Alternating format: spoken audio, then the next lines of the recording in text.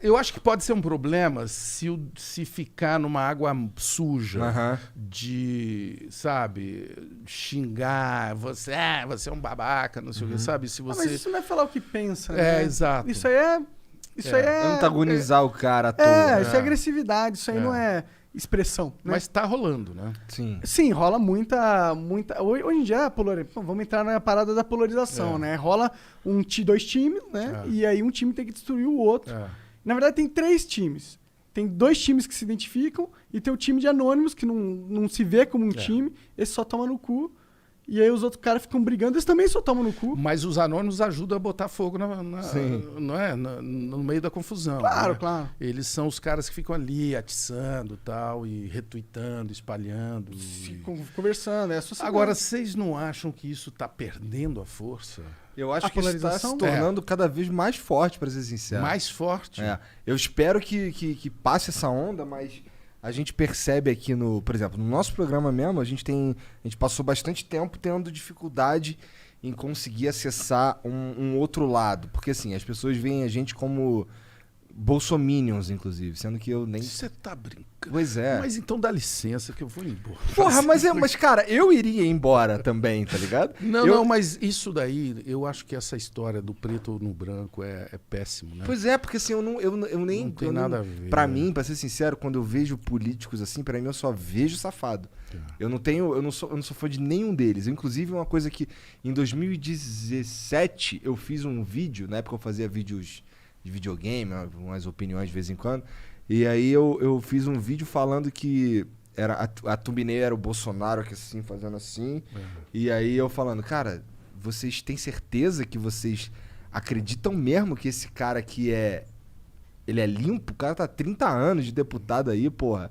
Como é que vocês podem cair nesse papinho? É a nova política? Pois é, a nova política. E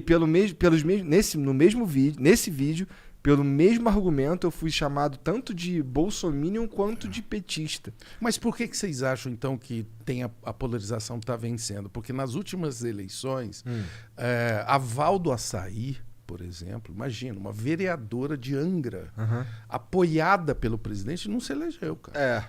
Acho que ninguém apoiado pelo presidente muito poucos, muito poucos. Quase ninguém. Eu acho que existe eu acho que daria pra dizer que a polarização tá perdendo força no sentido que eu acho que as pessoas não estão mais tanto defendendo o Bolsonaro hoje em dia, né? Ou defendendo o Lula, né? Porque, para mim, são os dois perdedores da eleição, Bolsonaro e Lula. Essa eleição, ela foi muito, enfim, ainda elegeu muitos políticos tradicionais e tal, mas tem 2 perdedores claros, Bolsonaro e Lula. Esses caras perderam a eleição, né? Isso, para mim, sinaliza alguma coisa tá aí. Você sente que teve uma mudança?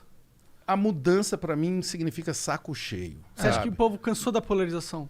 Não quero mais, nem esse, nem aquele, porra. Mas eu acho que o sentimento antipetista ainda é bem forte mesmo. Claro que sim. Foi criado agora um sentimento anti-Bolsonaro também. Que tinha muita gente que o amava e que depois entendeu qual é, né? Na hora que alguém começa a falar que a cloroquina virá para nos salvar... Ozônio no cu. Não, ozônio no cu agora você exagerou. Aí eu não vou mais te voltar em você, né? Porra, pelo amor de Deus, os caras precisam chegar no ozônio no rabo para perceber que o cara é um idiota. Porque para mim o problema do Bolsonaro é que ele é muito burro. O meu problema com ele é menos político...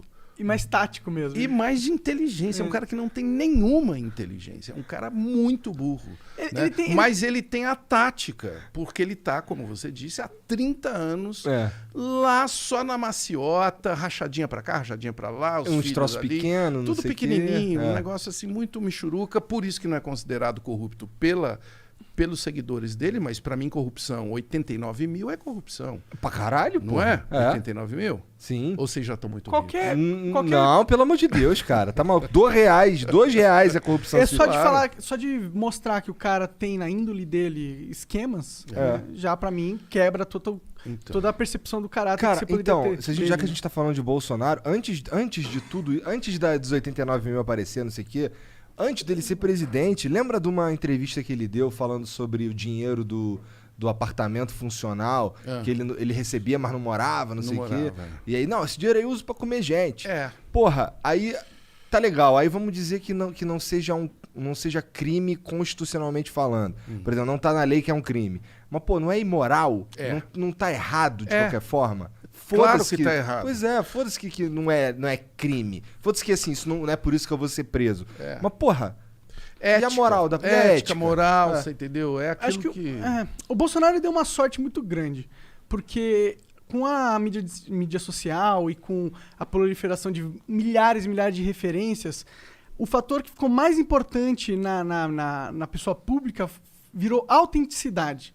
E ele calhou de ser um cara autêntico. Pode ser uma autenticidade burra, e eu acho que é por isso que é fácil de ver que ele não é muito inteligente, não é muito sofisticado. Porque eu acho que ele é esperto. Mas veja bem, eu não tenho nada contra a pessoa não ser sofisticada. Não é isso que eu estou criticando nele. Eu estou dizendo que é um cara que não tem mecanismos mentais para ser, inclusive, por exemplo, um psicopata. Porque tem gente que fala que ele é psicopata. Não é. Eu também acho que ele não. Acho que ele é só burro. Não, porque psicopata precisa ser inteligente. É só você dar um Google, você vai ver. O psicopata é um cara dotado de muita inteligência que arma cenários muito sofisticados. Ele não é um psicopata. É por isso que eu acho que eu vejo uns caras falando que o lance dele lá, beber leite, era uma saudação aos nazistas e tal, ou ao neonazismo. Eu falei, cara, acho que vocês estão acreditando demais no Bolsonaro. Era só o dia dos produtores de leite, tá ligado? O Bolsonaro ele não consegue pensar num bagulho tão profundo assim. Aí você toca num assunto muito importante. O quanto que quem fica criticando o Bolsonaro, por isso que eu tomo muito cuidado até para criticar o Bolsonaro, porque quanto que nós somos responsáveis, sabe? Por falar, o outro cara fala, porra, se eles estão criticando, então eu vou votar no cara, você entendeu?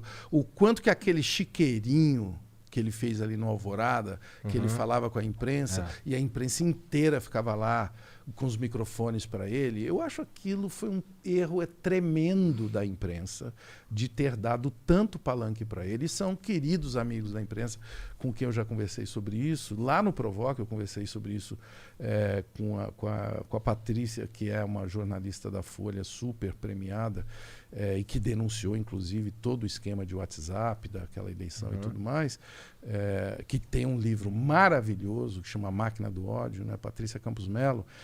E falei com ela, falei, cara, você não acha que os nossos queridos colegas deram muito palanque com aquele chiqueirinho? Parecia a escolinha, né?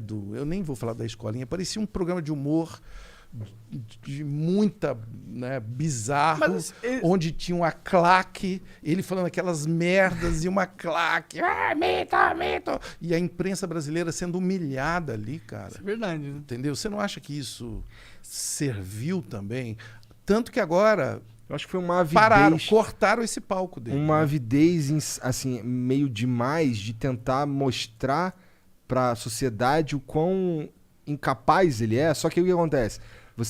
Eu imagino que as pessoas que acreditam e que gostam do Bolsonaro, elas gostam dele exatamente por causa disso. E quanto mais você demonstra isso e mostra que ele de fato é assim, acho que mais as pessoas gostam dele. Tá vendo? Então, é isso que eu tô falando. O cara aparece no Jornal Nacional, aparece no Jornal da Cultura, aparece todo dia falando aquilo, o cara fala, aê, Meta, é isso aí.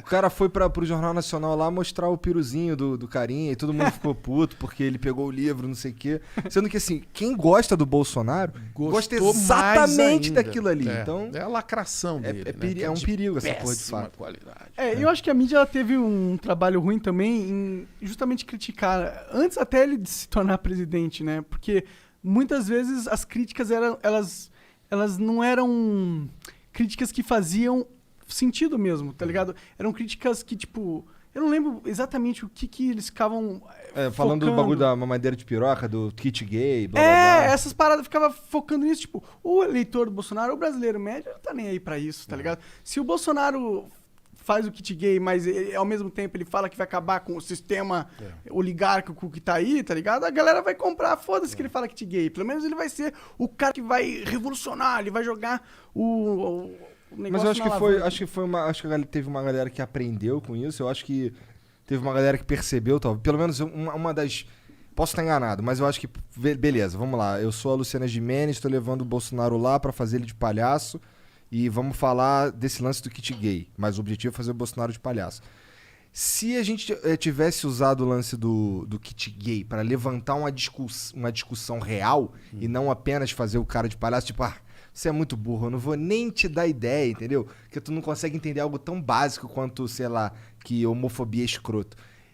Eu sinto que teria mais valor se a gente tivesse usado todo aquele discurso ali para levantar uma discussão sobre homofobia mesmo, ou sobre o que de fato estava rolando ali, e não só pintá-lo como um palhaço, porque é exatamente isso que a galera tá procurando nele, sabe? É um cara que, então não sei, acho que fazer uma discussão real em volta do problema de verdade, talvez fosse um caminho melhor. E talvez, e eu tenho, assim, eu tenho muita crença que o problema é muito mais embaixo.